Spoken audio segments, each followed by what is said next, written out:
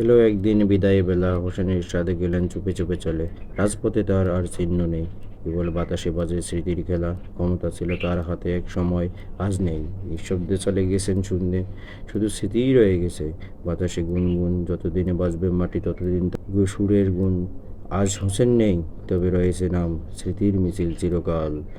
সাবেক রাষ্ট্রপতি হোসেন এরশাদ রহমান 1930 সালে 1 ফেব্রুয়ারি দিনহাটা শহরে, কোচবিহার জেলা, জলপাইগুড়ি বিভাগ, পশ্চিমবঙ্গের রাজ্য ভারতে জন্মগ্রহণ করেন। তিনি রংপুর জেলা থেকে শিক্ষা গ্রহণ করেন এবং ঢাকা বিশ্ববিদ্যালয় থেকে স্নাতকোত্তর ডিগ্রি লাভ করেন। 1951 সালে তিনি পাকিস্তান সেনাবাহিনী অফিসার ট্রেনিং স্কুলে যোগদান করেন। 1960 সাল থেকে 62 সাল পর্যন্ত চট্টগ্রাম ইস্ট বেঙ্গল রেজিমেন্টের কেন্দ্রীয় অ্যাডজুট্যান্ট হিসেবে কর্মকর্তায় নিয়োগ ছিলেন এবং তিনি আমাদের মাঝে কিছু গুরুত্বপূর্ণ ভূমিকা পালন করেছেন। 30শে মে 1981 সালে রাষ্ট্রপতি জিয়াউর রহমান নিহত হওয়ার পর এরশাদ রাজনৈতিক অভিলাষ প্রকাশ করেন এবং 24শে মার্চ 1982 সালে এরশাদ রাষ্ট্রপতি আবদুস সাত্তার নির্বাচিত সরকারকে হটিয়ে রাষ্ট্র ক্ষমতা দখল করেন। 11 ডিসেম্বর 1983 সাল নাগাদ তিনি প্রধান সামরিক প্রশাসক হিসাবে দেশ শাসন করেন। ওই দিন তিনি দেশের রাষ্ট্র ক্ষমতা রাষ্ট্রপতি বিচার এম আহসানউদ্দিন চৌধুরীর কাছ থেকে নিজের অধিকার নেন। এরশাদ দেশের উপজেলা পদ্ধতি চালু করেন।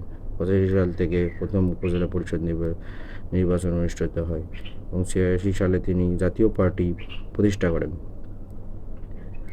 রাষ্ট্রপতি নির্বাচনে আর 1986 সালে জয়লাভ করে লেফটেন্যান্ট জেনারেল হোসেন মোহাম্মদ এরশাদ। নির্বাচনে 16 জন প্রার্থী মনোনয়নপত্র দাখিল করেন। নির্বাচনে কোনো মনোনয়নপত্র বাদ না পড়ায় বৈধ প্রার্থীর সংখ্যা দাঁড়ায় 16 জন। পেশাগত জীবনে তিনি অনেক ভালোই ছিলেন এবং তিনি বিয়ে করেন 1956 সালে রওশন এরশাদকে।